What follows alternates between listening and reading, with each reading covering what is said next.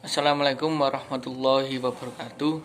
Perkenalkan, kami dari kelompok 1 Agribisnis kelas A dengan anggota R. Anissa Indriana Safira dengan NIM 004, Nurul Falaha dengan NIM 031, Indra Baktiar dengan NIM 051, Diana Khomaria dengan NIM 110.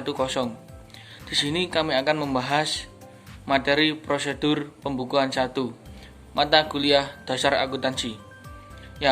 Untuk yang pertama, pengertian rekening. Rekening adalah suatu alat untuk mencatat transaksi-transaksi keuangan yang menyangkut aset, kewajiban, ekuitas, pendapatan, dan beban perusahaan. Beberapa transaksi keuangan yang dicatat di dalam rekening antara lain yaitu aktiva, modal, pendapatan, dan biaya. Fungsi dari penggunaan rekening sendiri adalah untuk mencatat data yang akan menjadi dasar penyusunan laporan keuangan. Penggolongan rekening. Rekening digolongkan menjadi dua, yaitu rekening neraca dan rekening nominal atau laba rugi.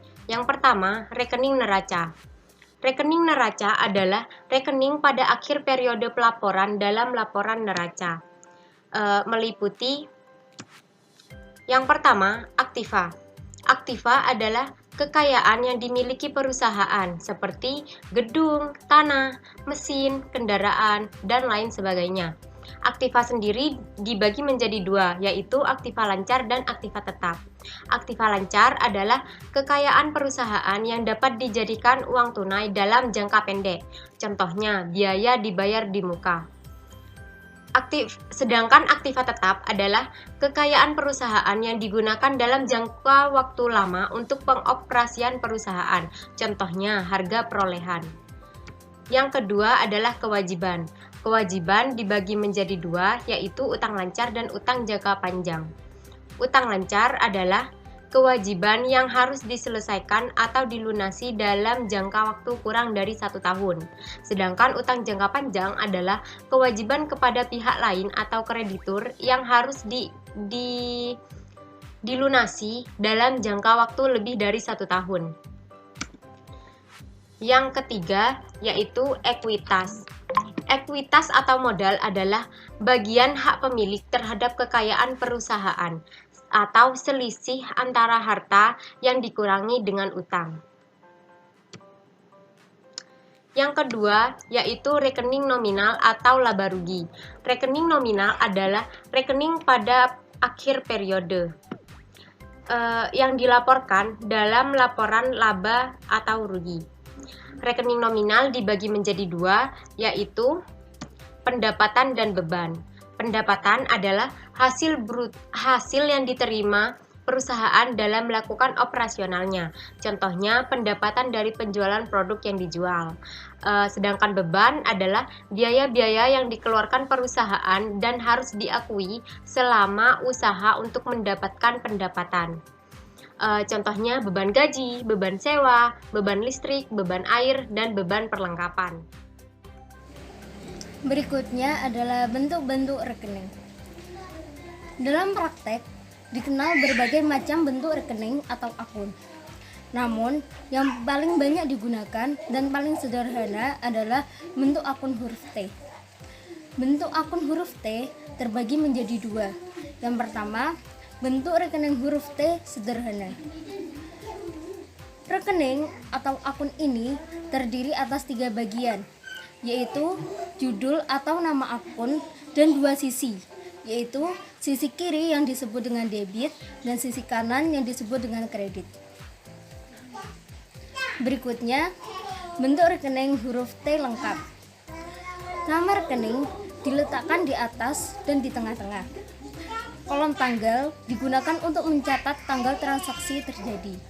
Sedangkan kolom keterangan digunakan untuk mencatat keterangan yang berhubungan dengan transaksi yang dicatat. Penggunaan kolom F berkaitan dengan halaman folio dari jurnal, seperti yang terdapat pada PPT. Selanjutnya, di sini saya akan membahas mengenai contoh bentuk rekening huruf T secara lengkap. Jadi di sini terdapat rekening atau akun kas yang digunakan oleh perusahaan Widya Jasa Karya untuk mencatat transaksi yang berkaitan dengan kas pada bulan Oktober 2020. Jadi di sini terdapat kolom dengan nama rekening yaitu kas dengan nomor 111 atau 111. Di sebelah kiri terdapat kolom debit atau pemasukan yang terdiri dari tanggal, keterangan, F, dan jumlah. Dan di sebelah kanan terdapat kolom kredit atau pengeluaran yang terdiri dari tanggal, keterangan, F, dan jumlah.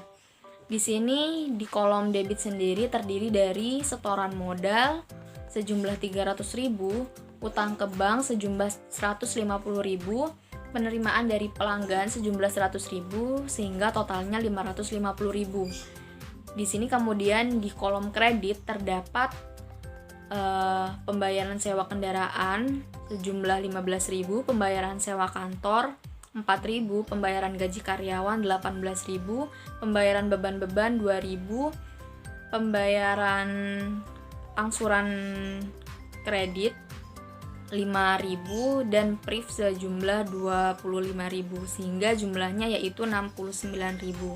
Sehingga nanti pada akhirnya untuk saldo akhir diperoleh dari jumlah saldo debit dikurangi saldo kredit, yaitu totalnya saldo debitnya menjadi 481.000. Selanjutnya di sini saya akan membahas mengenai sifat-sifat rekening. Sifat-sifat rekening itu terbagi menjadi dua kelompok, yaitu sifat rekening real atau merupakan rekening yang pada sisi kirinya digunakan untuk mencatat pertambahan, sedangkan sisi kanan digunakan untuk mencatat pengurangan. Dan yang kedua yaitu sifat-sifat rekening nominal, yang mana penyusunan rekening-rekening pendapatan dan biaya berdasarkan pada hubungan antara rekening-rekening tersebut dengan modal. Terima kasih kami sampaikan. Apabila terdapat kesalahan, kami mohon maaf sebesar-besarnya. Assalamualaikum warahmatullahi wabarakatuh.